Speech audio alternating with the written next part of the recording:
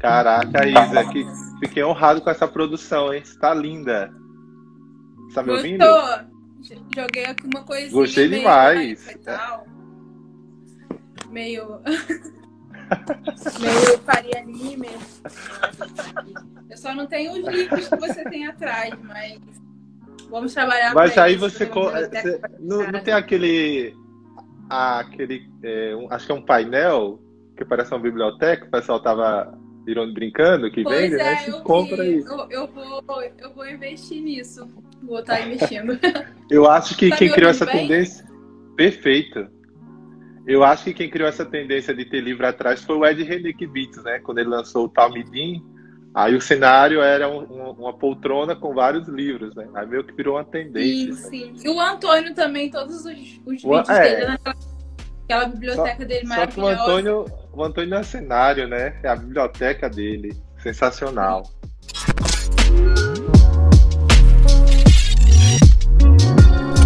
Gente, eu conheço a Isa pelas redes sociais, mas tive o prazer de estar com ela pessoalmente uma única vez, que foi, na verdade, um final de semana em Goiânia, na conferência do Labri, junto com o Mosaico, lá na Igreja do Pijama, e foi uma experiência muito boa.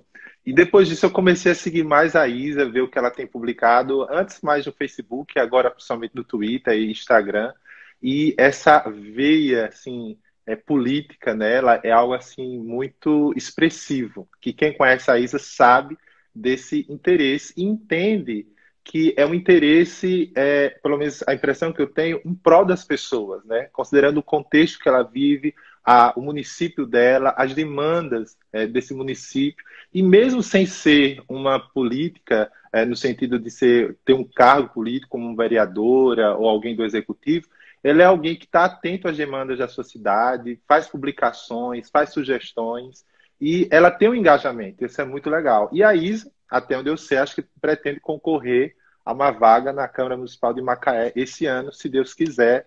Participou do Renova Brasil, concurso de formação junto com várias outras pessoas. E, assim, é uma pessoa que sempre está antenada nesse tema e é uma pessoa cristã. Então, assim, a conversa, lógico, que vai girar em torno de tudo isso, mas a gente não vai se ater apenas à questão da política, né? Inclusive, vocês podem participar. E eu, após essa breve Mas se apresentação, eu puder queria falar que a Isa só pudesse de falar alguma política, é coisa sobre melhor. ela.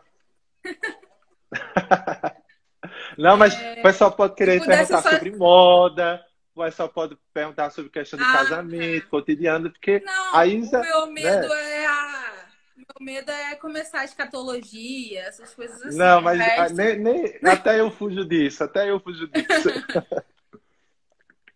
você falou para Isa, falar de mim? eu queria que você falasse alguma coisa sobre você. Assim, além do que eu já falei, eu queria que você se apresentasse. Tá bom. Então, pessoal, meu nome é Isa, eu tenho 25 anos, moro em Macaé, que é uma cidade no norte fluminense do Rio de Janeiro, no interior, uma cidade média. Eu gosto muito de política, me envolvi na adolescência, me envolvi na faculdade, eu sempre gostei de discutir, mas assim, na adolescência eu tive uma participação mais ativa em militância mesmo, movimentos organizados e tal. E sempre fui cristã também. Hoje eu congrego numa igreja batista. E essa relação de cristão na política eu vivo assim, né, há 8 anos. E o que eu vejo é que a gente passou por uma transformação, né? Quando eu era lá, tinha 16 anos, queria participar de protesto, as pessoas tinham medo disso, né? As pessoas falavam, oh, não se mexe com isso não, que coisa errada, não sei o quê. Hoje a gente já está vivendo um outro momento que é uma hiperpolitização da igreja, né? Os cristãos estão participando mais politicamente e até de forma distorcida, de forma que desonra o evangelho. Mas eu acredito que a gente vai achar um equilíbrio em algum momento, que é assim que as coisas, né, vão caminhando. A gente vai de um extremo ao outro encontrar o equilíbrio. Então, é basicamente isso. Eu fiz o curso do Renova BR, participo do Acredito, que também é um movimento de renovação política, participo do Vamos Juntas, que é um movimento para eleger mulheres, e sou também do movimento Reconciliar, que é uma pegada de cristãos refletindo sobre algumas coisas da esfera pública. A gente está se estruturando, começando agora, mas também é uma iniciativa que pensa oferecer alguma contribuição cristã para os debates públicos que a gente tem no país e na igreja. É basicamente. Bom, a pergunta que eu ia fazer é o seguinte: você sempre pensou em entrar na política partidária, né, galgar um cargo no legislativo, executivo? E se não, o que é que lhe despertou para esse universo? Porque normalmente os brasileiros são meio alheios, né? Normalmente a política ela está relacionada a grupos familiares, né, que perpetuam gerações no ambiente político. Mas se você, até onde eu sei, você não tem familiar político, da onde veio esse interesse? Como é que surgiu isso? Então, eu não pensava em política partidária.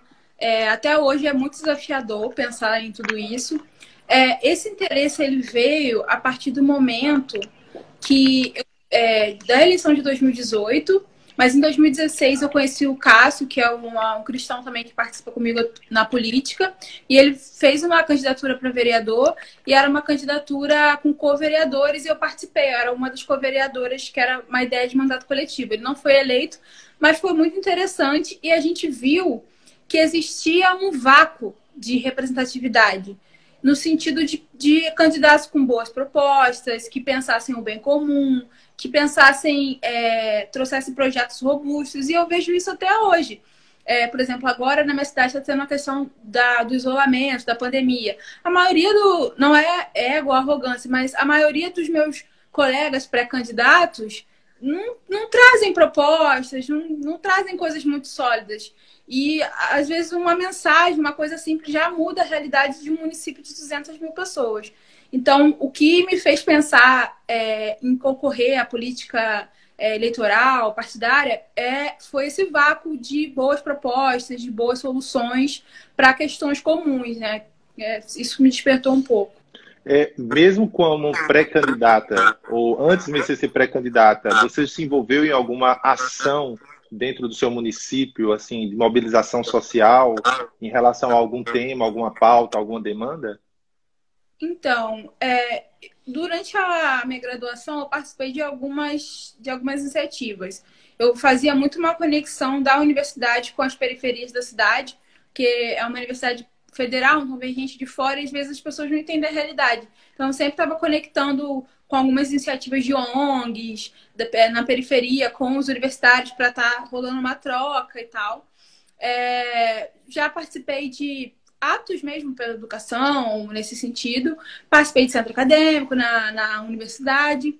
Então, eu sempre olhei muito para a questão prática do socorro, vamos dizer assim, ao mais vulnerável, mas também sempre pensei do ponto de vista de proposta e política pública. Aqui também eu participava de alguns grupos de incidência política, né, em conselhos e espaços nesse sentido que a gente tem aqui na cidade, conselho do meio ambiente, conselho disso, conselho daquilo, de um tanto de coisa, e são espaços válidos também para a gente cobrar algumas posturas do poder público.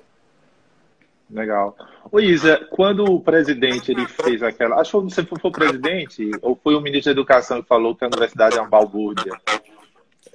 Eu vi que você participou de algumas manifestações. Foi um ano. Foi o presidente ou foi o ministro? Foi hoje. Eu acho que foi dia 8 ou dia 9, porque o Instagram me lembrou. Caraca. Aí, só não ouvi o que você falou depois. Não, eu não estou lembrado se foi o presidente ou foi o ministro da Educação que fez a declaração. Foi o ministro da Educação, o Weintraub, sei lá como fala o nome dele. E aí, no seu Instagram, você postou que você participou de algumas manifestações, né? Que a ciência não é balbúrdia, a universidade não é balbúrdia. Eu queria que você comentasse, assim, tipo, convém a um cristão participar de algo dessa natureza? Por que você participou? Qual foi a importância disso? Olha, ciência não é balbúrdia. A gente está vendo agora por que é importante um cristão defender a ciência, defender a educação, até para a gente ter pesquisa e investimento para a saúde e para salvar a população. Então, isso é o mínimo, assim, básico. O que aconteceu ano passado foi que a gente vem de um contexto de muitas medidas do governo antes do Bolsonaro, de cortes, né, devido à situação econômica do Brasil. Então, ano passado, a universidade já estava no limite, assim, do corte, de tudo isso. Tanto é que estavam priorizando mais as áreas de saúde e biológicas. E aí, isso mexeu muito comigo e foi algo que foi muito orgânico. porque todo mundo se organizou e a gente conseguiu colocar muita gente na rua. Eu não participei da organização direto do ato, mas eu fui ao ato com os meus amigos e tudo mais, e dei visibilidade, porque eu também fiz pesquisa, fiz extensão durante a faculdade, então eu tenho uma conexão muito forte com a universidade nos seus três tópicos, nos seus três pontos, né? Então, se o cristão tem que participar, eu acredito que sim, a manifestação foi pacífica, a causa era justa, que é a defesa da educação pública, que está muito ligada à ciência e tecnologia, e hoje eu não me arrependo de maneira nenhuma. Eu deveria ter ido em todos, que eu só fui em 2. Entendi. Aí agora eu faço a outra pergunta que eu quero fazer a você é o seguinte: como é que assim, você nunca teve nenhum problema de você conciliar a fé cristã com esse engajamento sociopolítico? Assim, você já teve alguma crise, principalmente na universidade, né, que é um ambiente assim de maior reflexão, né, e tem várias teorias, pensamentos, ideologias.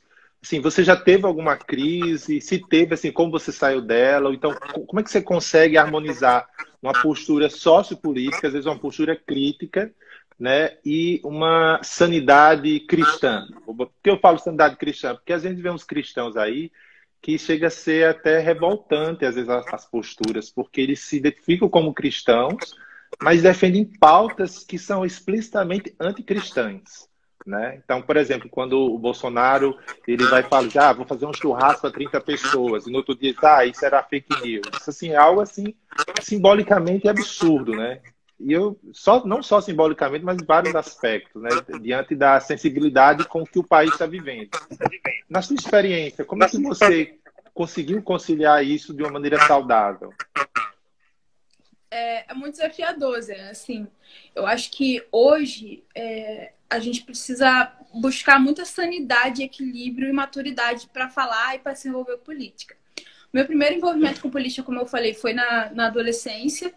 E nesse período adolescente, né, tem várias questões com si mesmo e com o mundo. E naquele momento eu passei por muitas crises, não crises de fé, mas de ver como que era a postura da igreja, dos meus irmãos, diante do cenário político. Essa época, para você ter uma noção, que eu comecei a me engajar, foi a época que foi o auge da bancada evangélica, se metendo em tudo, do Feliciano, a ascensão do Feliciano na Comissão de Direitos Humanos. Não sei se você lembra desses episódios. Eu lembro disso, lembro. 2011. Então, era um período que a sociedade começou a ver que os evangélicos existiam e influenciavam na política. E aí, você sendo evangélica, nesse meio, né? Eu estudava no Colégio Federal. E aqui eu não vou ser hipócrita em dizer. As universidades federais têm mais pessoas não cristãs e, enfim, de ideologias mais à esquerda do que outras. Isso é claro para todo mundo. Não tem polêmica nisso. Então, era um ambiente muito tenso de você dizer que você era evangélico, porque na hora as pessoas já se associavam com o Feliciano, com o Malafaia, com essa galera. E também foi bem na época da primeira campanha da Marina e tudo mais. Então, nesse momento, eu amadureci muito, porque eu em nenhum momento deixei de falar que eu era evangélica ou congregar, eu nunca deixei de congregar, e isso me fortaleceu, mesmo com as crises, mesmo com os dilemas, congregar, ter lugares seguros para você abrir suas dúvidas, começar a ler, sabe? Eu lembro que eu cheguei para o meu pastor na época e falei, pastor, me indica alguma coisa para eu ler. E aí eu li o livro do Dom Robson Cavalcante, Igreja, País, Estado, acho que é esse o nome. Foi um dos primeiros livros que eu li sobre política, com 16, 17 anos. E esse também, o Cosmovisão Cristã, do Guilherme de Carvalho. Então, você vai lendo, vai encontrando referências dentro do evangelho, dos evangélicos e se fortalecendo. Mas, assim, a crise é real e a gente tem que lidar com ela de forma madura, sabe? E quando você fala de posição não cristã, hoje, sim, politicamente eu me identifico um pouco mais fora da linha da direita, né? Vou mais para o centro-esquerda. E muitas vezes vem as pautas polêmicas, como aborto, casamento gay e tudo mais. E em exceção do aborto, né? Que eu sou contra, as outras coisas eu consigo dialogar muito bem com as pessoas, tentar construir consensos, fazer concessões, sem abrir mão de princípios, e tudo mais. Mas o aborto, para mim, eu não defendo a descriminalização. É o ponto talvez mais sensível para mim, porque é uma coisa que eu não abro mão, que eu não flexibilizo, e isso acaba fechando algumas portas para mim, mas Deus sabe todas as coisas. Luísa, e por que você é contra o aborto? Eu sou contra o aborto porque eu vejo que não é uma solução prática para diminuir a mortalidade materna ou infantil. Não acho que é uma medida de autonomia à mulher. Eu vejo que realmente tem um dilema aí na questão da vida e a gente não pode adotar uma lógica utilitarista de um mal menor ou bem menor. Eu não acredito nisso para nada, para nada. Eu também sou contra a pena de morte e sou contra essas medidas que o governo adota, desvalorizando a vida do idoso. Eu não sou a favor de nenhum tipo de política nesse sentido. E isso reflete também na questão do nascituro, porque se tem um dilema, se não tem um consenso de quando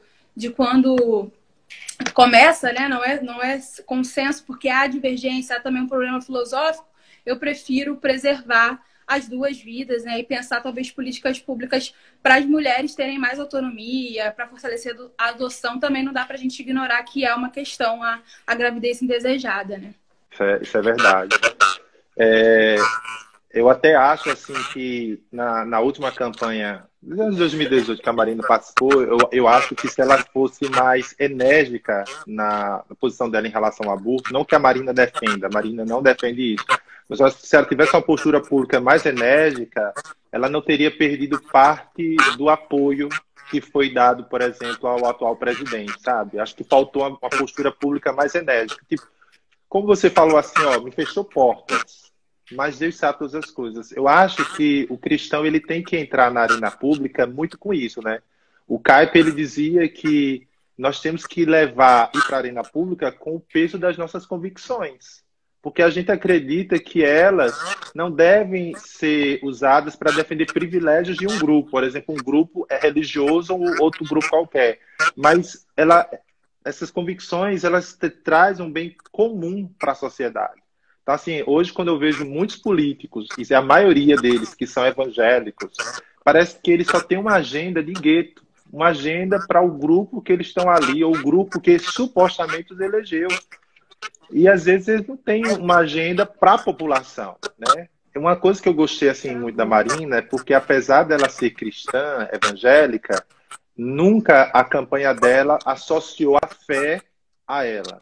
Né? Eu lembro que quando o Garotinho concorreu para presidente, houve toda uma mobilização dos mais importantes líderes evangélicos do país, né? E citaram até um texto do Antigo Testamento que quando você for escolher um rei, escolha alguém do seu povo. Aí pegava esse texto e dizia, ó, vamos defender, votar no Garotinho, porque crente vota em crente.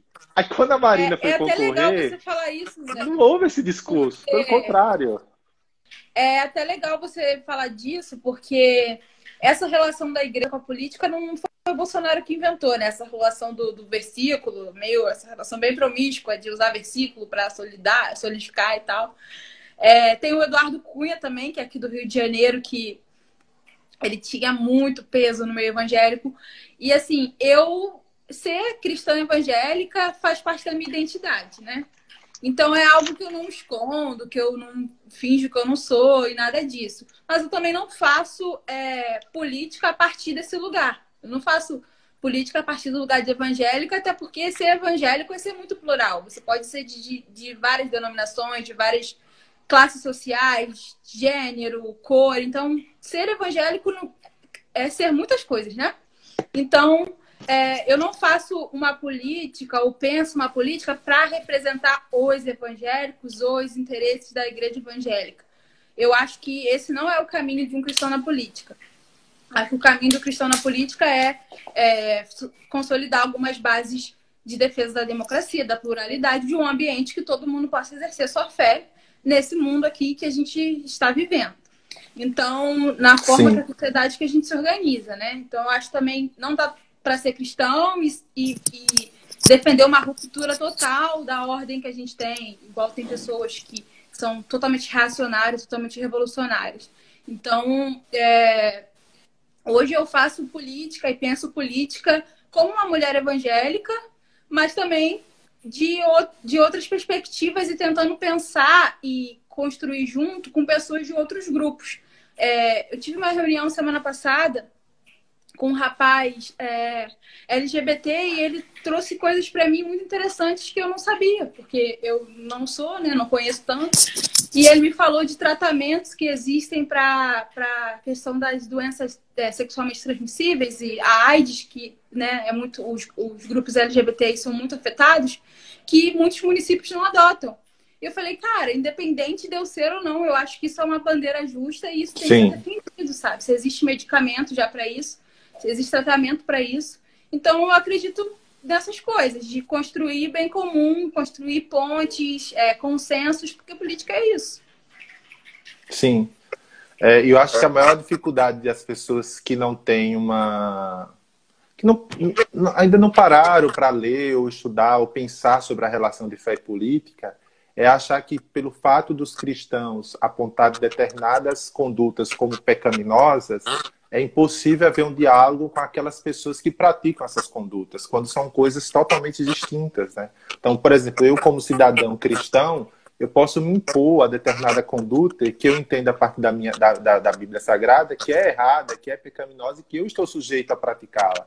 Mas isso não quer dizer que eu, como um agente político, seja do executivo ou do legislativo, por exemplo, que são cargos elegíveis, que eu tenho que estar impondo essa minha fé às demais pessoas, né?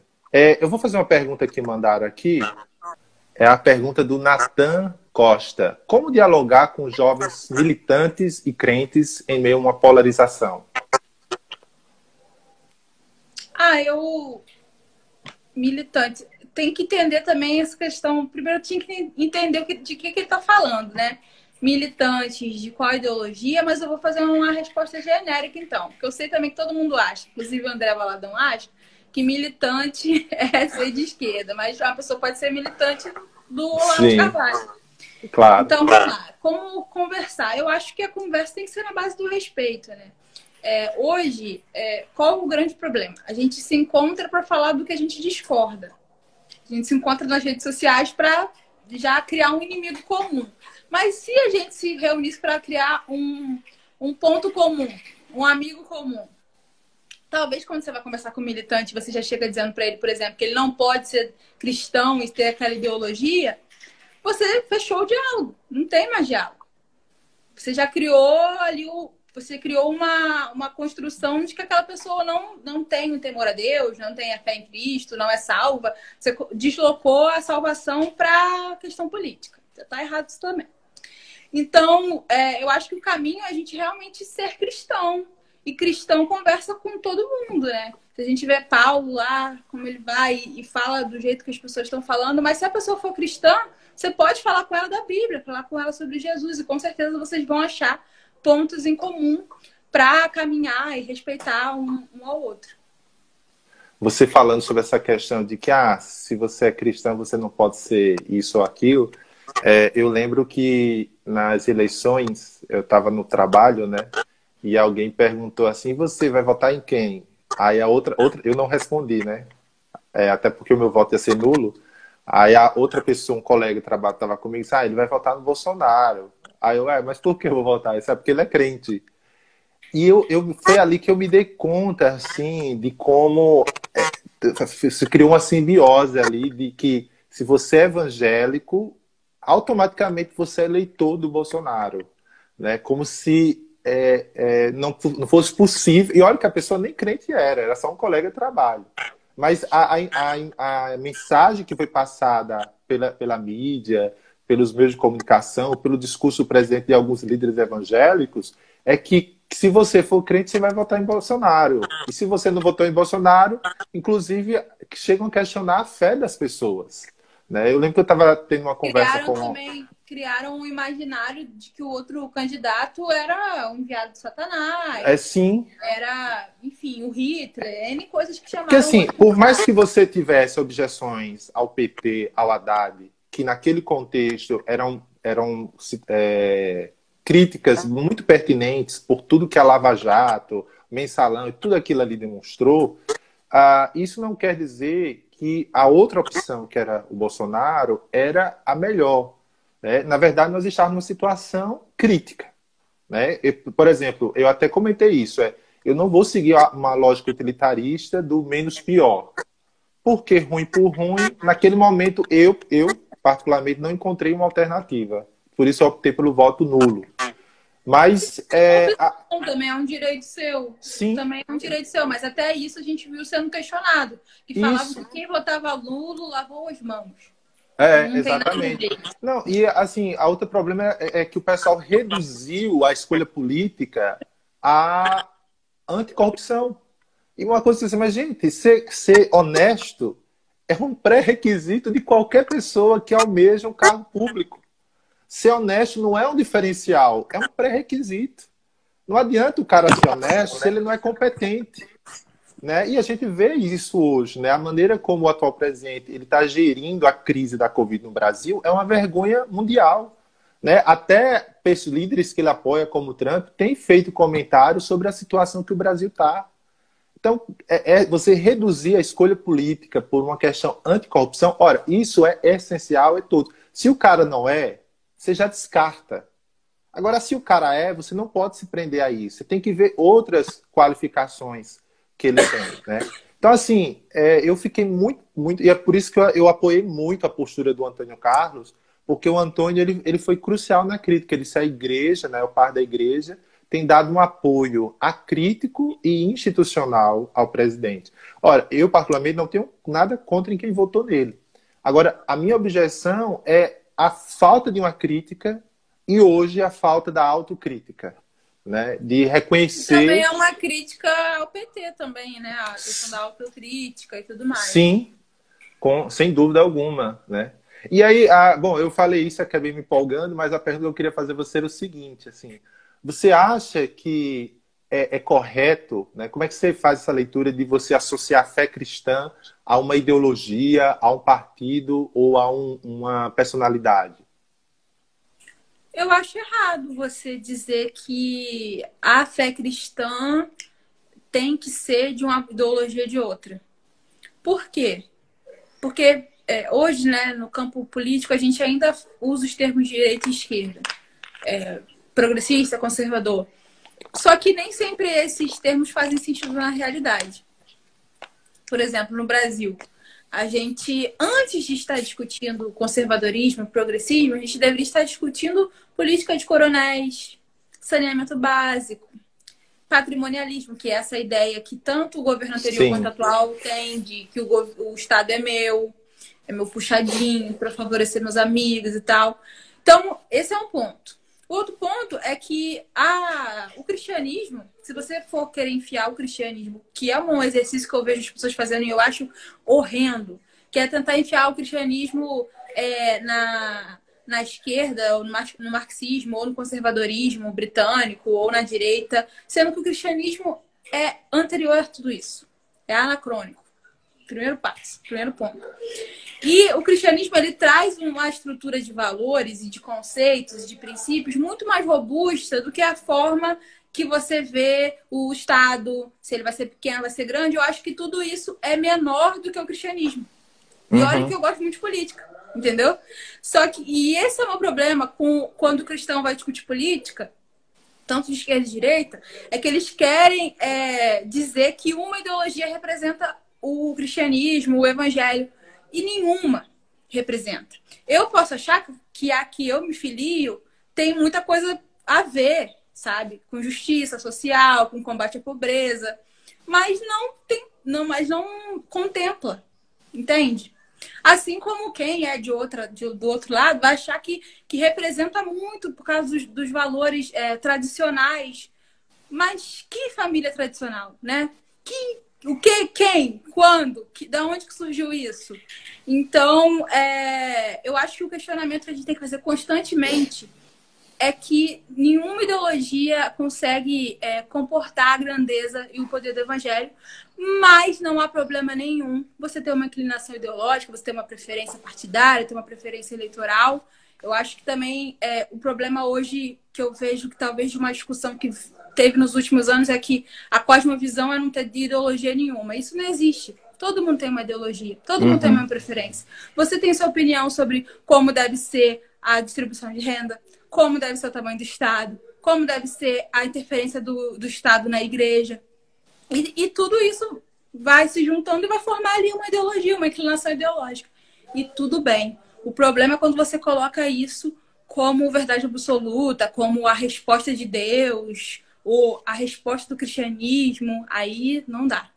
Luísa, eu não sei se você lembra, eu e a Isa nos encontramos pessoalmente na conferência sobre idolatria, lá em Goiânia, né? E um convidado tinha sido David Koizes, que é um cientista político, escreveu uma obra chamada Visões e Ilusões Políticas. E eu lembro que em uma das palestras eu saí para tomar água e encontrei o Koizes no corredor. Tava eu e o Murruga lá. E aí eu perguntei a ele, David, o que é que você acha? O cristão, ele pode ser de esquerda, não pode ser, de direita? E eu nunca esqueci a resposta dele. Ele disse, nem de direita e nem de esquerda. Ele tem que ser cristão. Aí ele vai foi explicar, né? Não quer dizer que você não pode se relacionar com algum desses polos, porque a gente fala esses polos como se fosse uma coisa bem homogênea e não tivesse distinções, complexidade dentro de cada um deles. Tonalidades, vamos dizer assim. A questão é que o cristão ele não abraça pacotes fechados.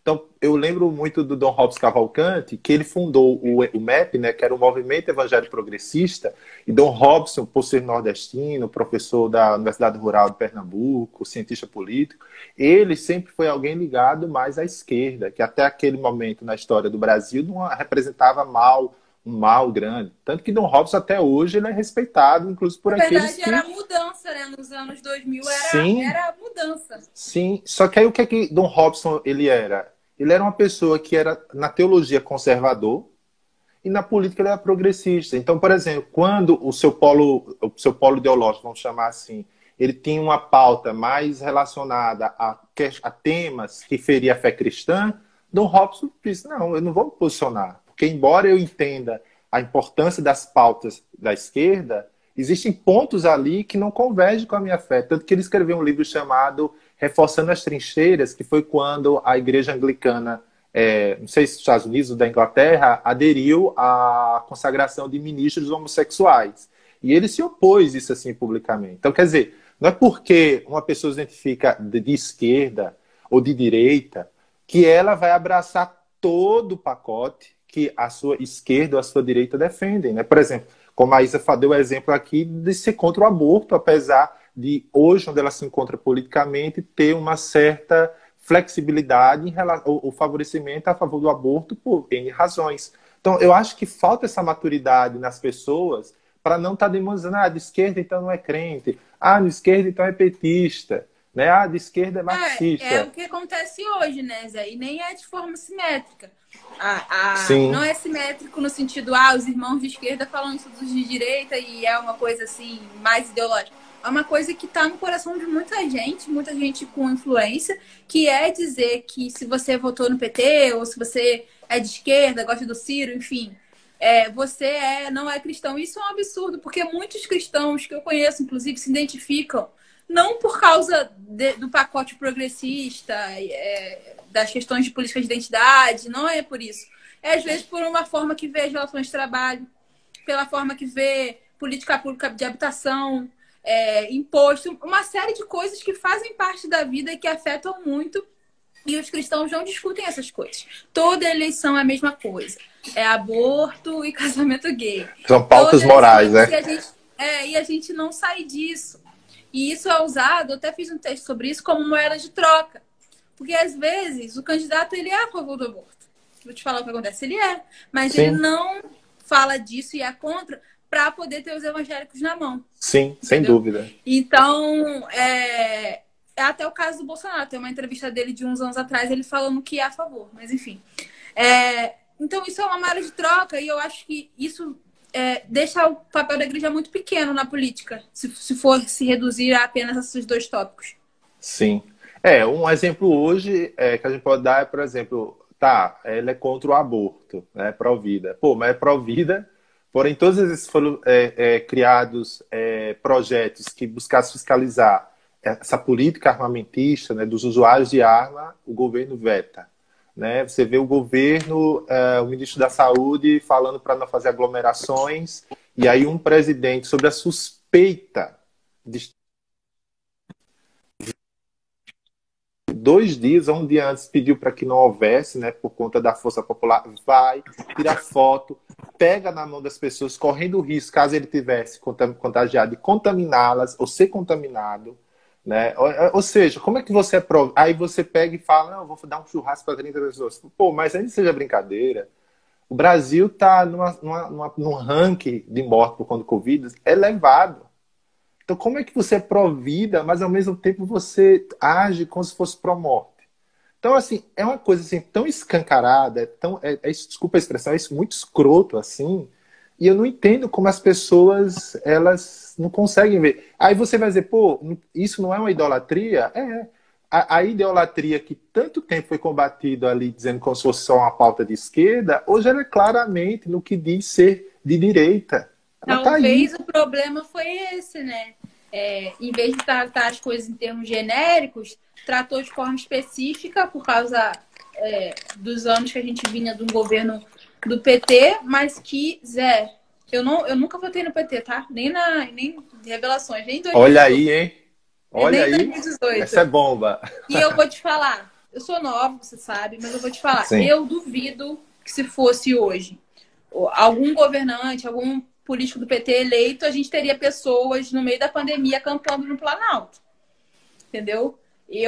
É um tipo de abstração que é absurda. E é um tipo de comportamento que beira a autoritarismo, beira não, reflete autoritarismo, reflete políticas de morte, né, a necropolítica, e não dá, assim, hoje, sei lá, se você votou no Bolsonaro ou não, gente, tanto faz. O que a gente tem hoje é Bolsonaro presidente. Mas hoje, a gente continuar associando este homem à fé cristã é um desserviço que a gente está fazendo muito grande e é também até uma vergonha para a igreja, porque se a gente continuar associado a esse governo, infelizmente, a gente vai ter muitos irmãos abandonando a fé e o nosso testemunho público vai ficar ainda mais enfraquecido. Isa, quais são as críticas que você faz aos governos petistas? Né? Porque se você tem como... Vou abrir o caderninho. Não, então vai assim, Olha, elenca umas três.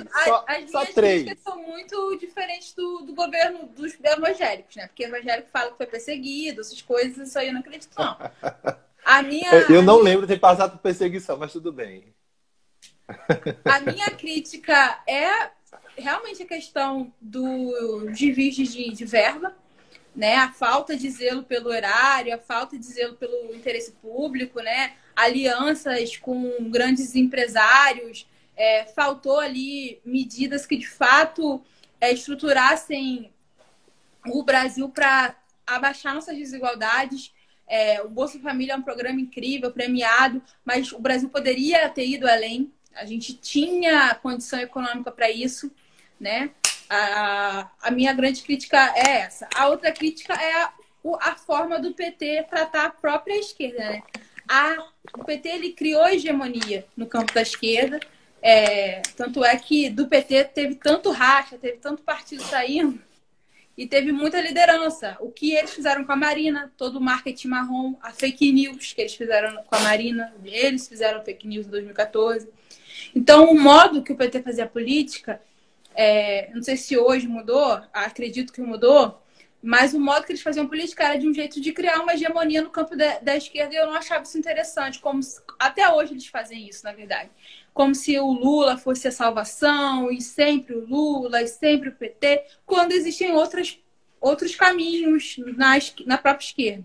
E a idolatria também que tem ao Lula, nada que se compare ao que tem a Bolsonaro, porque o Lula pelo menos fez alguma coisa. O Lula, né, tirou o país aí dos índices da pobreza. No Nordeste a gente sabe que tem um apreço muito grande. Então as pessoas têm uma admiração profunda que chega à idolatria sim, mas não se justifica a idolatria, mas pelo menos teve coisas que fundamentam essa idolatria, vamos dizer assim. Mas a minha grande crítica é essa: corrupção, a forma de fazer política na base do tudo ou nada, absurdo, fake news também. e também essa confusão que eles trabalharam para instituir direitos sociais e a forma que eles falam é como se eles estivessem fazendo favor ao povo brasileiro. Mas, na verdade, a gente tem uma Carta de Direitos que prevê todos esses direitos que foram instituídos, de acesso à educação, de superação das desigualdades, estão lá na Constituição, não foi um favor do Lula. Então, eu acho que a forma que comunica é um pouco para criar uma dependência populista e não dá. Mas é melhor que o Bolsonaro. Ó, a Rafaela CSH disse: teve a questão também de não democratizar as mídias. Investiu mais na educação privada que na pública. Mesmo que tenha tido muito investimento, não dá para negar que enriqueceram os empresários da educação. Abraços, Isa. Sim. Isa, estamos juntas. Ai, meu Deus, a Rafa que comentou, nossa, a Rafa é militante. Se for a Rafa que eu tô achando que a Rafa é militante pra caramba, comunista da faculdade. E a gente tem um diálogo muito legal. Olha só, foi, que legal. Aí aproveitando a gente organizou um ato quando a Marielle faleceu. A gente fez um ato em memória da Marielle. Ó, comentando que já que a Rafa é militante, faz a pergunta que o Gaba fez. O Gaba pergunta aí, ó. Zé, pergunta a Isa se há incompatibilidade do cristão com a militância. Há um sentido positivo de militância? Olha, Isa, eu acho que seria interessante definir o que é militância, né? Assim, eu não tenho dicionário aqui, né? Mas o que eu vejo na militância geralmente são pessoas reunidas por uma causa. E elas são focadas naquela causa e empregam todos os esforços para defender aquela causa. Só dar um exemplo aqui, pessoal. Toda vez que alguém posta um texto assim que faz uma crítica, por mais sensacionalista ao Bolsonaro, vem uma penca de bolsomínios, né, de bolsonaristas, defender o presidente de tudo. Sem isso analisar o mérito da crítica. Eles nem refletem. Exatamente. Isso é um exemplo, né?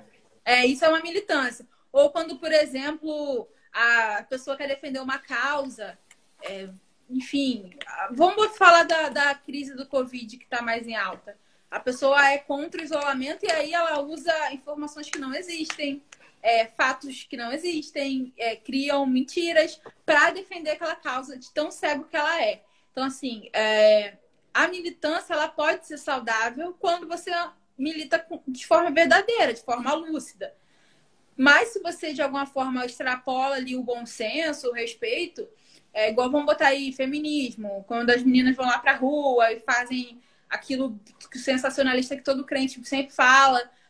Poxa, não é legal, não é produtivo, sabe? Mas quando às vezes a pessoa faz um diálogo super interessante contra a violência contra a mulher, contra, enfim, a favor do parto humanizado, é uma militante feminista, tá ali, ela milita pelaquela causa ativamente, ela luta por aquilo. O Rodrigo Moreira, ele falou um termo que eu acho legal, são pessoas engajadas em determinada causa, né?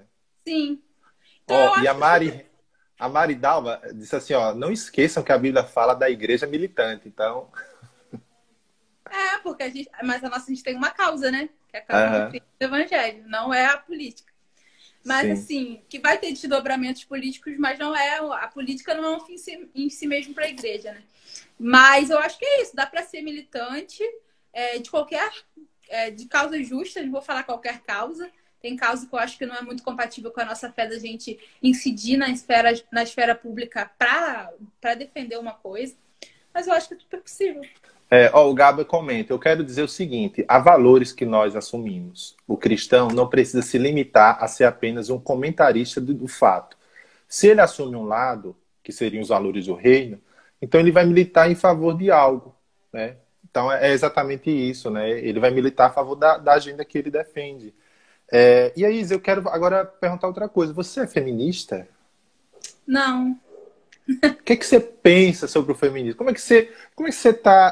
Assim, é mais centro-esquerda, é mulher, mas não é feminista? Então, eu defendo muitas questões que vão de encontro ao movimento feminista, como a própria autonomia, a participação política da mulher e tudo mais. Só que hoje eu vejo que o movimento feminista ele tem muitas contribuições ao longo da história até os dias de hoje. Só que como eu não me identifico com o movimento, por uma questão prática mesmo, de ver que algumas pautas são um pouco elitizadas, algumas pautas não estão de acordo com a minha visão de mundo, a minha visão da vida, a minha visão do desenvolvimento de uma pessoa. Então, e eu não me vejo no movimento enquanto uma mulher negra e cristã. Na maioria dos espaços é assim. Então, eu defendo a igualdade das mulheres com os homens, a equidade, na verdade, e a consolidação de direitos para as mulheres. Só que eu não me vejo no movimento como uma militante feminista. Eu não estou defendendo o feminismo, eu estou defendendo a direito das mulheres, que é o que o feminismo faz, mas eu não me identifico com o movimento, porque eu acho que é um movimento muito branco, muito anticristão. Na maioria das vezes eu não me identifico enquanto mulher negra cristã. Isa, e o que é que você pensa sobre a questão das políticas de identidade, né? O Guilherme Carvalho tem que falar sobre isso, mas eu acho que o principal nome no mundo é o Mark Lilla, né? Quando ele escreveu aquele livro O Progressista de Ontem, não, de Ontem e de Hoje, ou é de Ontem e de Amanhã, não lembro bem como é o nome do livro, mas o Lilla, ele... de amanhã. Ele vai comentar isso. Inclusive, no final do primeiro capítulo, ele diz uma coisa interessante. Ele disse: não devemos nos preocupar com uma política negra, mas com uma política que se preocupe com o negro. Não devemos nos preocupar com uma política feminina, mas com uma política que se preocupe com a mulher. Então, ele eu achei bem legal o conteúdo do livro dele, né? O que é que você pensa sobre essa questão da política de identidade? Você tem alguma crítica? Você concorda? Você tem alguma observação?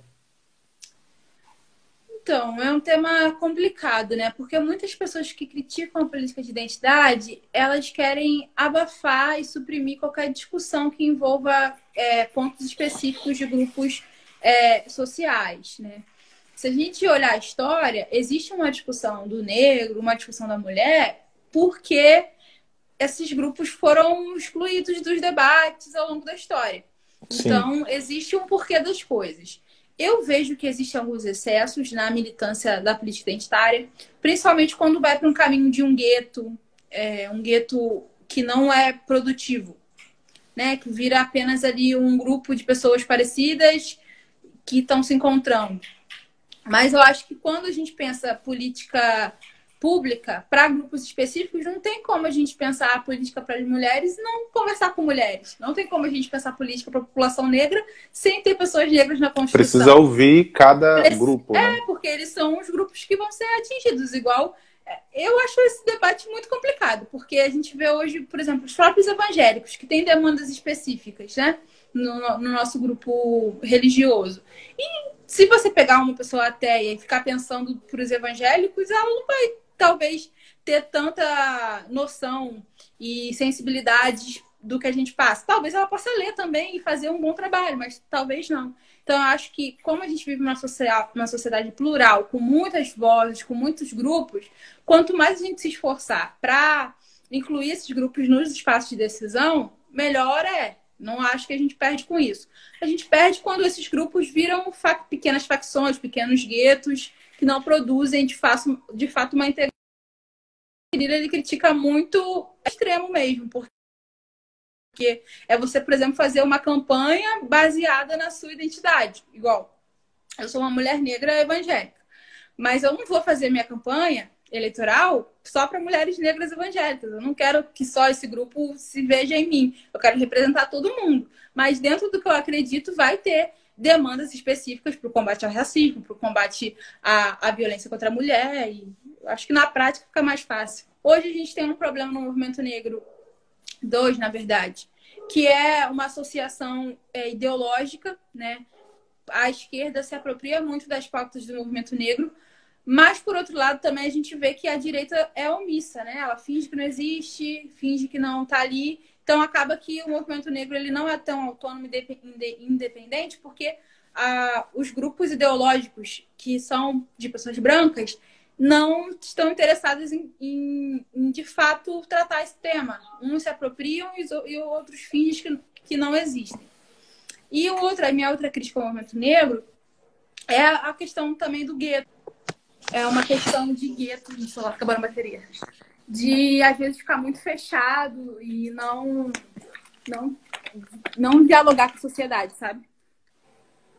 Quais serão suas principais pautas de atuação quando você for eleita vereadora de Macaé 2020? Eu não posso responder essa pergunta porque não pode. Lei eleitoral não pode ficar fazendo promessa antes da campanha. Ah, legal. Pelo menos ó, a gente já está sabendo que não pode. Então, se o candidato não fizer isso, a gente sabe que ele está fazendo porque a lei eleitoral não permite. Mas, assim, Opa!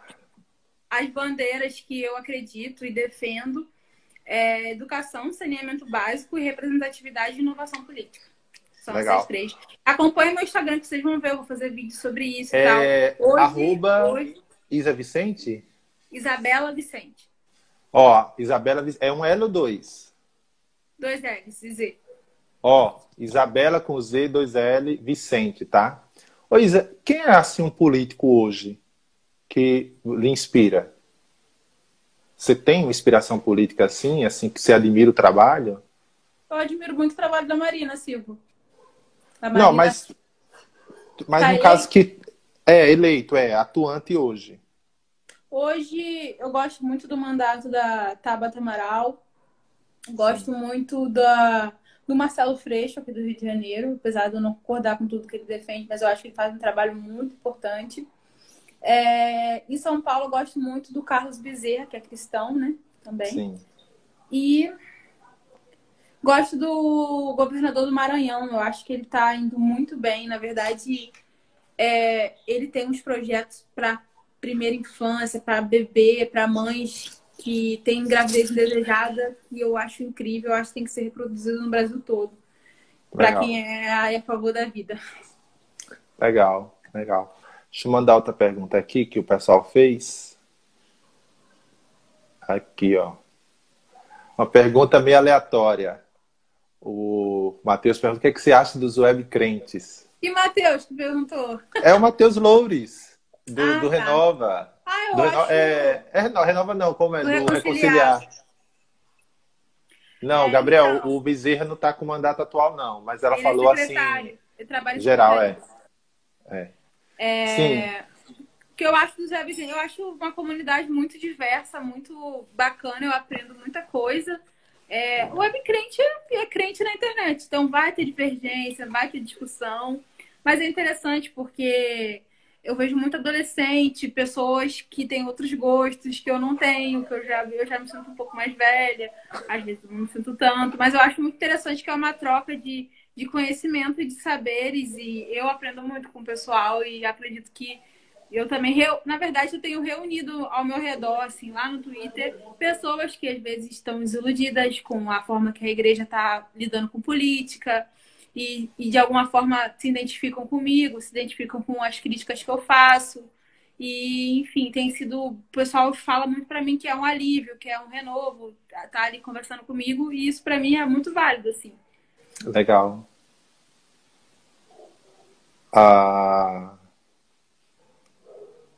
O Ernesto Souza pergunta: por que a igreja evangélica tem figurado com tanta relevância nas últimas eleições? É por causa do número de evangélicos, né? Cresceu muito.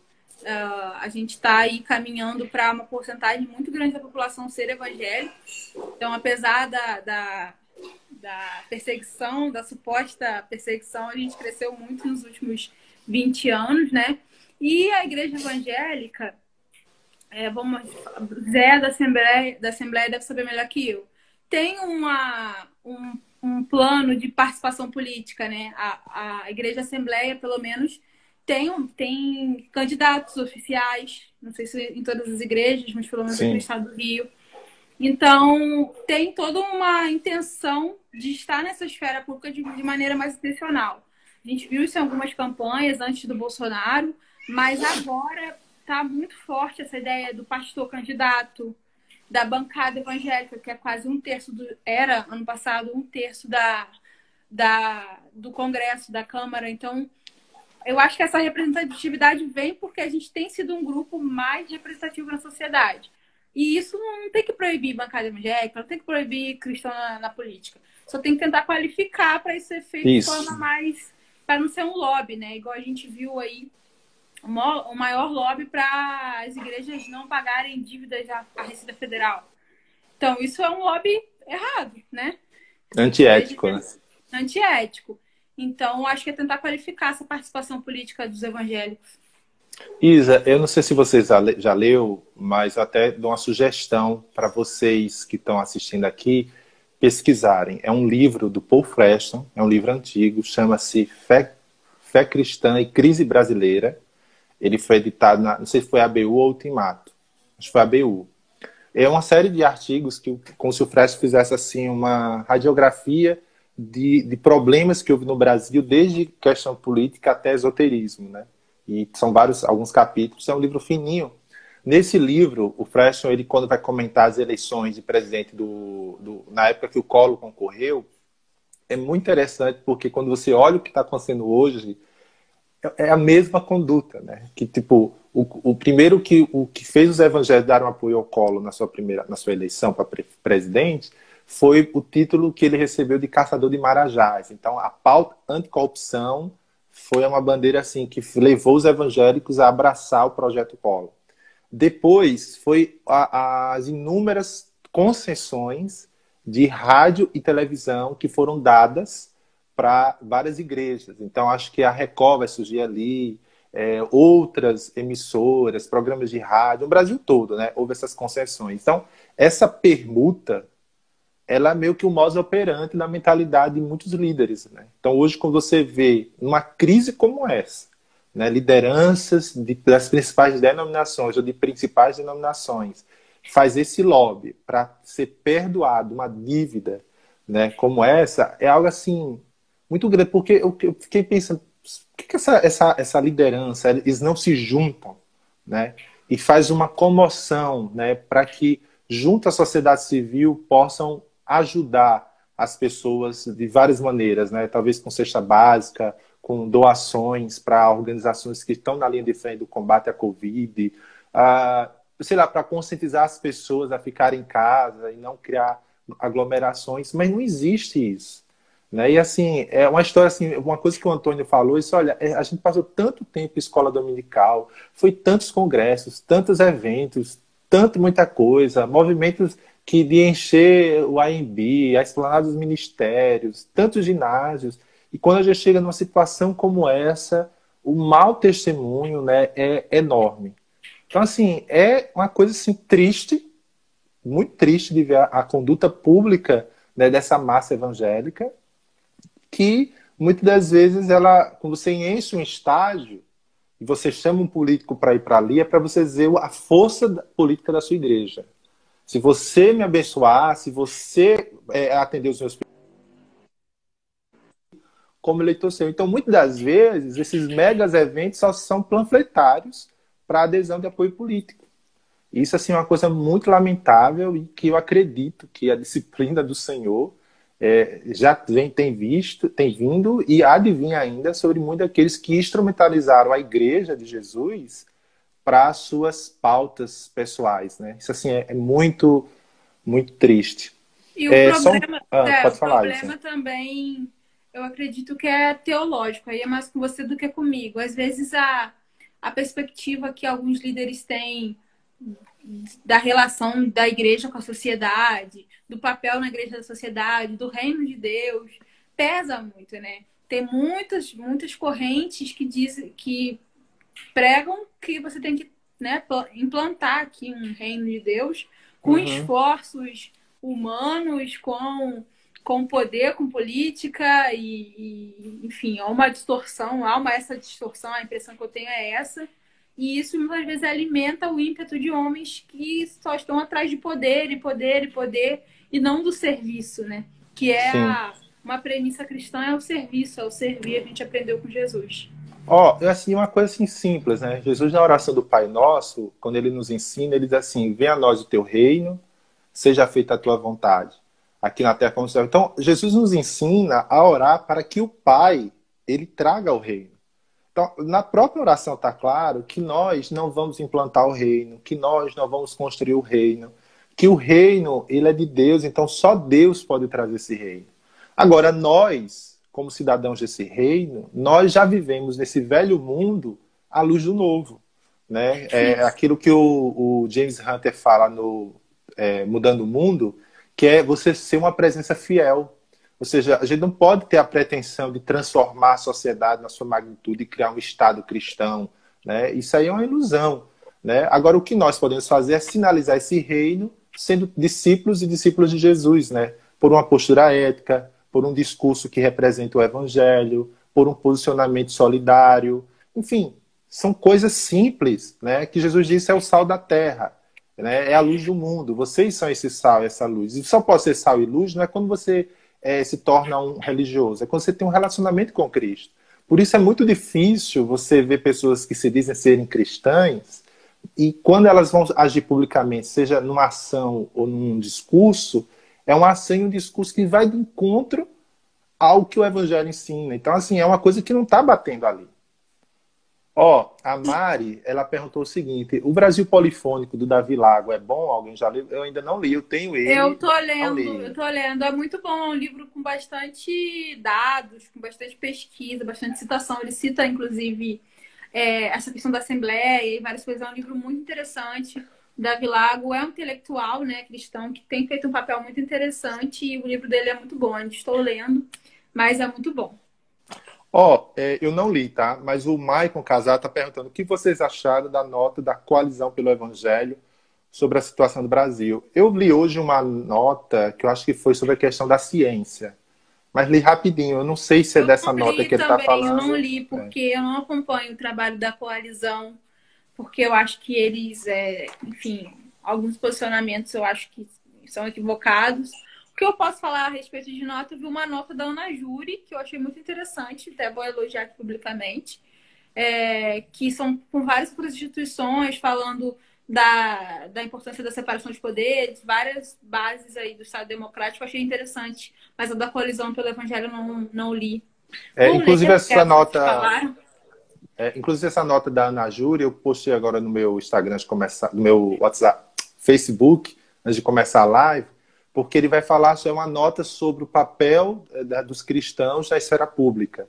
Então ele vai elencar ali princípios bíblicos, princípios cristãos que vai nortear essa relação e princípios legais, né, do direito sobre essa relação, e vai mostrar que os cristãos, não é porque eles são um grupo religioso, que eles não vão ter uma voz na esfera pública, né? Até porque ninguém vai deixar suas crenças em casa e vai para o mercado fazer uma compra ou vai trabalhar. Quando a gente vai para qualquer canto, a gente vai com aquilo que a gente acredita, né? Sim. Ó, a Mari comenta: perfeito esse papel de Cristo e os cavaleiros e os ceifeiros são os anjos. Não entendi não, mas tudo bem. Perfeito, esse é o papel de Cristo e os ceifeiros são os anjos. Ah, acho que é sobre o reino. Ó, o Rodrigo comentou sobre a nota, né? Há vários equívocos, inclusive na questão do endeusamento da ciência. Para mim foi da combustível a um bando de anticientificismo, Eles falaram de endeusamento na ciência? Isso eu não sei se essa é a nota que o Michael está se referindo, pode né? opinar, Eu sei que porque a nota que o Rodrigo está falando, que é essa que eu vi, eles falam sobre a ciência, né? O Davi Garrida, uma escatologia que deve ser sóbria, né? Acho que ele está falando sobre essa questão do reino. O Lameia fala: o problema é a falta de prática no evangelho.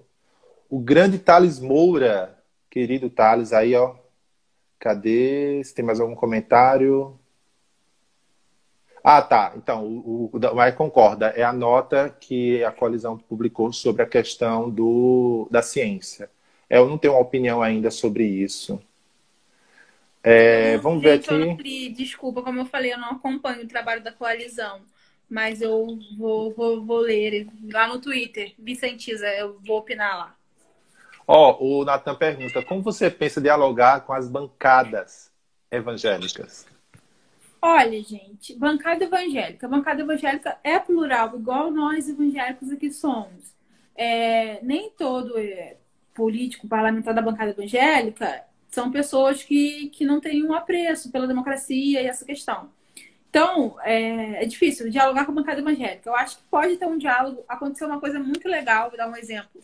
Na reforma da Previdência, que foi a liderança da bancada evangélica se juntou com o PSOL da esquerda para poder defender lá a aposentadoria das viúvas, porque o Marcelo Freixo, inclusive, fez uma argumentação falando do direito das viúvas que está lá no Antigo Testamento, né? E no Novo também. E aí eles votaram juntos para garantir lá um auxílio, uma pensão para viúvas. Então, o que eu quero dizer com isso? Existe um princípio, né, que chama cobeligerância. Então, na política, isso tem que ser muito usado. Então, dialogar com a bancada evangélica. No que couber, no que a gente conseguir construir ponte, é possível, sabe? A gente também não pode descartar. Nem toda bancada evangélica é feita de felicianos, é feita de representantes que estão ali por mero, igual o filho do R.R. Soares está lá para poder perdoar a dívida do pai. Então, assim, tem gente boa também. E no que for possível a gente concorda. Mas o que eu não concordo hoje é com essa questão de fazer um lobby puro para a igreja. E sem ver o Brasil que vive. Sem ver a igreja que vive, na verdade. Porque a nossa igreja reflete a nossa sociedade. Nossa igreja reflete desigualdade, reflete desemprego, reflete todas essas coisas. Se você estando lá e não pensando políticas públicas para isso, você está, de alguma forma, deixando os próprios evangélicos fragilizados, né? Porque, Sim. esse é o meu problema também com a bancada evangélica, com muitos políticos evangélicos. Eles não têm projetos, não têm política pública, não têm uma base sólida. Eles estão lá para defender o Brasil de um mal maior, que é isso que é a grande contradição, porque eles deveriam confiar mais em Deus e fazer um bom trabalho como políticos, não achar que são super-homens lá para defender o Brasil de uma ficção aí que é criada. O Davi, essa sua pergunta a Isa respondeu na primeira live que já está disponível, tá? Ó, o Cacau fala, né? Tem brasileiro endeusando pastor, presidente, artista, filósofo, astrólogo, etc. Só não tem brasileiro endeusando a ciência. Isso é verdade. Ó, o Maicon Casado, né? Testemunhamos esses dias até mesmo a triste politização e desaumentação. Né? Mas essa questão da ciência, a gente não tem nem como falar porque a gente não leu, né? Grande Tiago Márcio, da Igreja Red. O que eu posso falar, Zé, é que, assim, a ciência é um instrumento válido de Deus para a gente viver em sociedade, para a gente melhorar a nossa vida aqui. E tem cristãos fazendo ciência, né? Tem um trabalho incrível aí do Cristãos na Ciência. E é uma autoridade instituída na nossa Inclusive, sociedade. Né, não é nenhuma autoridade, né, inquestionável, nem a autoridade eclesiástica. Então, toda autoridade pode ser, sim, objeto de questões. Só que a gente tem que reconhecer que há uma autoridade e isso tem que ser respeitado. É o trabalho de pessoas que dedicam a vida a pesquisar, a estudar, a se aplicar em temas, e a gente simplesmente ignorar isso para botar no lugar uma teoria da conspiração. Isso é totalmente... abraçar a mentira. E mentira é pecado, amados. Não tem para onde fugir. Até uma coisa que o Guilherme comentou no Twitter, achei bem legal, que uma organização que fez o governo Trump a mudar a forma como ele lidava com a Covid, tem como presidente um cristão, que é o Francis Collins, que fez parte do projeto Genoma. Então, assim, não existe uma incompatibilidade entre fé cristã e ciência, né? Agora, a forma como a gente relaciona os dois é que precisa ser melhor visto. Então, assim, o pessoal que assim, se sentiu, talvez, não gostou da nota, procura conhecer o trabalho dos Cristãos na Ciência, né, que é a ABC2, a Associação Brasileira de Cristãos na Ciência, que eles têm produzido muito conteúdo, um diálogo muito saudável sobre isso, e não apenas com cientistas, mas cientistas, teólogos, pastores. Você vai ler até textos do Tim Keller lá. Tem podcasts muito bons no Bibotalk, do Marcelo, do outro moço lá que me segue. O Covolan. Não, eles são o Gustavo Assi. Não, esqueci o nome dele, é de Vitória. Esqueci o nome dele. Não lembro. Mas ele fala sobre questões climáticas. Foi um podcast que eu ouvi no Bibotalk e é muito legal. Não é negacionista, reconhece o trabalho que a ciência vem nessa área. Eu acho que é muito importante a gente reconhecer essa autoridade científica quando, claro, não está falando absurdo.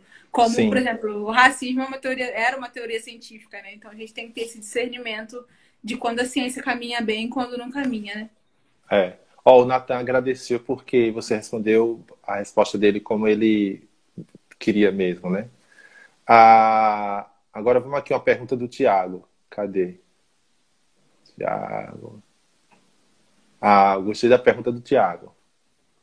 Queria que ambos comentassem sobre o conceito de volta no cajado. Vou deixar a Isa falar aí. Ah, pode começar, Zé. Pode começar. Gente, para quem não sabe, a ideia do voto do Cajá está relacionada à ideia do voto de cabresto, né? Cabresto, Cabresto. é. E é a ideia justamente de pastores que tendencionam os membros de suas igrejas a votar no candidato que ele julga ser a melhor opção. Eu não vou falar assim com certeza, porque faz tempo que eu li sobre isso, mas talvez a Isa possa comentar, até mesmo vocês, né? Além de ser um crime eleitoral, a impressão que eu tenho é que é um crime eleitoral você fazer uso da influência religiosa que você tem sobre a sua denominação para conduzir o voto das pessoas, é, antes de tudo, algo anticristão e antidemocrático, já que o voto é uma escolha livre e consciente de cada um.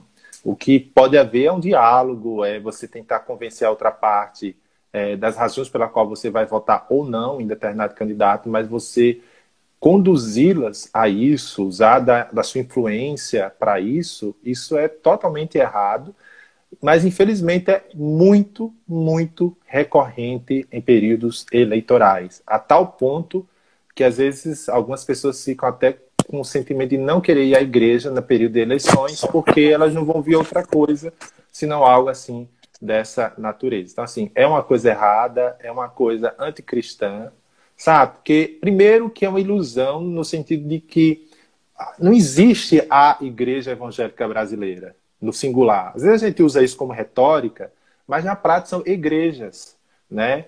Os evangelhos não é um grupo homogêneo, é um grupo muito heterogêneo.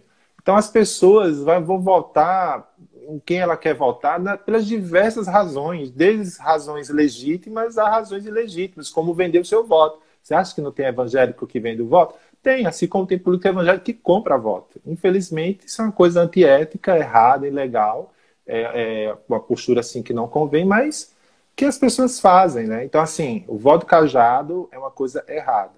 E como a gente está numa geração onde a maioria dos jovens hoje tem acesso à formação superior, à leitura, com a internet você tem acesso a informações que antes você não tinha, então a sua cidade não precisa ter uma biblioteca, né? Com a internet você tem acesso a muita coisa. E você acaba tendo, assim, as atuais gerações um senso crítico mais apurado. Então não caiam nessa vou votar porque o meu pastor mandou votar, vou votar porque... Não. Pesquise o seu candidato, pesquise as opções e a partir disso tome a sua decisão. Certa ou errada, isso faz parte do jogo eleitoral, né? Zé, eu acho que você falou um ponto muito importante, que é a questão da educação. O voto cajado, que vai ser aí alinhado ao voto do cabestro, que é lá do Brasil República e política de coronéis, algo muito enraizado no Brasil, principalmente nos interiores. E isso reflete muito também o grau de educação da população, né? Às vezes as pessoas são muito simples, não têm acesso a leituras, não têm acesso a uma análise de mundo maior e elas acabam votando sem refletir e elas simplesmente seguem o que o seu líder fala e tudo mais. É uma prática que é muito errada, é muito antiética do ponto de vista cristão. Porque eu acredito que um pastor, claro que ele vai ter as opiniões dele, a opinião política dele e tudo mais, mas ele não pode usar do lugar de influência dele, de pastor, de líder espiritual, para incutir coisas na vida das pessoas que vão para os seus próprios interesses, né? E que não tem nada na Bíblia sobre isso, né? Não tem na Bíblia falando que o pastor tem que dizer o que o cristão deve votar. Vai falar de princípios, de valores, de pontos comuns, mas dizer se vai votar no candidato X, isso não existe, é uma prática totalmente antiética, de fato. E o Zé falou a respeito de crime. Eu acho que o problema também é que a igreja no Brasil ela tem muita liberdade, né? A gente tem muita liberdade de pregar, de atuar. Então, é muito triste quando essa liberdade é usada para promover um candidato, para fazer voto cajado. Então, é uma linha muito tênue, porque a partir do momento que a gente, sei lá, começa a denunciar para o Ministério Público essas práticas que eu não tenho conhecimento de fato da ilegalidade, mas sei que são imorais, a gente está indo para um terreno muito, muito complicado, mas ao mesmo tempo a gente precisa que isso pare, porque infelizmente isso reflete o Congresso que a gente tem, a Câmara que a gente tem totalmente desqualificada, que é esse jeitinho brasileiro de fazer as coisas. Claro que, tipo, se você for um candidato, você é membro de uma igreja, você vai falar com seus colegas que você é. Não faz sentido isso, com seus irmãos. Só que o pastor, a liderança, usar daquele lugar de liderança para impor algo aos seus membros, né, inclusive verificando em quem votou, é totalmente absurdo, totalmente antiético, e eu acredito que a gente tem que combater isso com força, sabe? Denunciando para a pessoa, botando a boca no trombone mesmo. Ó, a Flávia Trindade Chalita diz, né? Houve problemas na igreja em que eu congrego por conta disso, acho o voto do cajado. Problemas sérios. Findou com sucessão pastoral na presidência e as ovelhas perdidas, igreja dividida, uma coisa horrível. É muito triste, né? Porque, gente, isso não existe. Ó, o Natan faz a seguinte pergunta: como atuar em pautas mais liberalistas, como legalização de drogas, aborto e pautas LGBTs? Ah, são muitos temas aí, né? São muitos temas. Cada tema é um tema. Legalização das drogas é um debate, né? Que tem que ser feito, que envolve questão de segurança pública. Questão do aborto é um outro debate que envolve a vida. Pautas LGBT, também temos que saber o que isso significa. São várias, né? Garantir a segurança dos LGBTs, garantir o direito a mudarem o próprio corpo, o direito à união civil. São muitos temas, eu estou fugindo da simplificação. Então, eu acho que tem muitos autores que tratam sobre isso. John Stott é ótimo, ele sempre fala... tem aqueles livrões e falando sobre vários desses temas, o David Platt também, porque são temas complexos, não dá para a gente falar assim de forma simples. Eu já falei a questão do aborto, né? Eu acredito que a melhor posição cristã é não ter uma postura ativa pela legalização. Eu acho que a gente não deve incorporar essa pauta, não acho que é uma pauta justa. Drogas, depende da droga, mas eu não vou falar sobre esse tema aqui. Deixa para um debate eleitoral nacional. Oi? Deixa para o debate eleitoral nacional, exatamente. Não acabem comigo hoje, por favor. Gente, Isa, agora assim, eu quero perguntar uma coisa a você. O que você lê, assim, que tem lhe ajudado na construção de uma agenda sociopolítica, vamos colocar assim? Quais são as leituras, tanto de livros religiosos, teológicos, quanto não teológicos, enfim? Eu gosto muito de ler na teologia, né? Eu gosto muito de ler o Timothy Keller, é um dos meus autores preferidos. O pastor Antônio Carlos Costa. Gosto muito de ler também, estou lendo agora o Davi Lago, estou gostando. E John Stott também influenciou muito minha vida, Robson Cavalcante. Depois eu posso mandar uma lista de livros aqui para os seus seguidores. Mas, assim, para a parte da política, eu gosto muito de ler livros que, de alguma forma, explicam o Brasil. Então, tem um livro do Laurentino que fala sobre escravidão, que é muito importante para a gente entender como que a escravidão explica o Brasil hoje, né? Explica a sociedade que a gente tem. Gosto de ler livros históricos e políticos e ler conceitos, gente. Uma coisa que eu vou deixar aqui, é muito importante a gente ler aqueles livros que a gente viu no ensino médio e às vezes passou batido, tipo Aristóteles, Política, República. Livros que passaram batidos, Montesquieu, Hobbes, Rousseau, que a gente leu só para fazer prova. É muito importante a gente retomar esses livros, porque são obras que explicam como a nossa sociedade e o nosso Estado se organizam hoje, né? Então, isso me ajuda muito. E eu gosto muito de ver casos que deram certo em outros países. Então, eu sou uma ávida pesquisadora de políticas públicas, assim. Eu sempre estou vendo o que dá certo em outros lugares. Porque não existe nada novo debaixo do céu. Nada, nada. Então, toda a discussão que o Brasil está tendo hoje sobre... como o colega colocou, drogas, LGBT, aborto já aconteceu em outros lugares, de outras formas, e como que as pessoas lidaram com isso, qual foi a resposta cristã para isso, qual foi o equilíbrio na sociedade. Então, eu gosto muito de ver bibliografias e cases de outros países e de outras localidades sobre questões do Brasil. Aí é basicamente isso. Ô, Isa, deixa até uma... Eu confesso também que eu gosto muito de podcast da Nexo. Gosto dessas novas mídias também. Eu consumo mais do que o livro tradicional, porque eu formei agora. Então, eu fiquei 5 anos naquele pique de faculdade, lendo coisa da faculdade. Aí agora... Eu deixo até uma sugestão para você gravar até para o seu IGTV, né? Um vídeo sobre essa questão, comentando alguns desses livros, né? Ou até de podcast. Seria bem legal, porque o pessoal quer saber o que é que forma a sua cabeça, né? Sim. Acho que seria bem legal. Bom, eu acho que é isso. Uma pergunta que eu não podia deixar de fazer. Você exerce alguma atividade na sua igreja local? Já exerceu?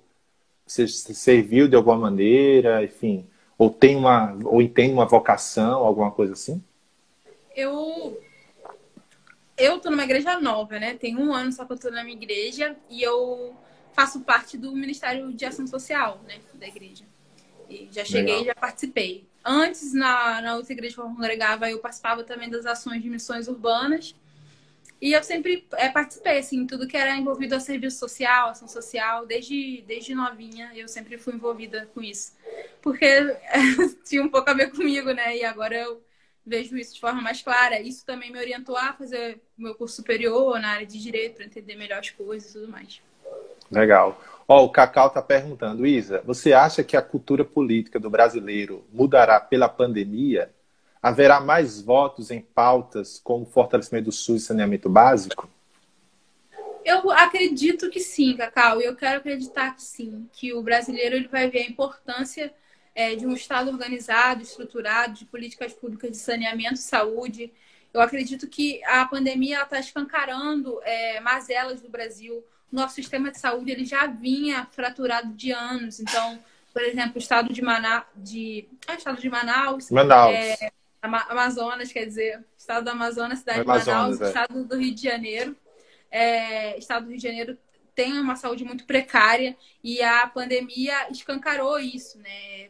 A gente não tem necessidade, a gente não tem estrutura para lidar com tudo isso. E não temos saneamento básico, que é uma das pautas que eu defendo assim, com mais força. Eu estudo saneamento básico, porque é algo que estrutura muito o Brasil, que é a forma que as doenças chegam pela ausência de água, de tratamento de esgoto. Então, eu acho que tudo que está acontecendo é uma forma da gente refletir, entender a importância de certos serviços serem prestados pelo Estado e prestados de forma efetiva, não de forma simbólica. Não adianta a gente dizer que está tudo perfeito, porque não está, né?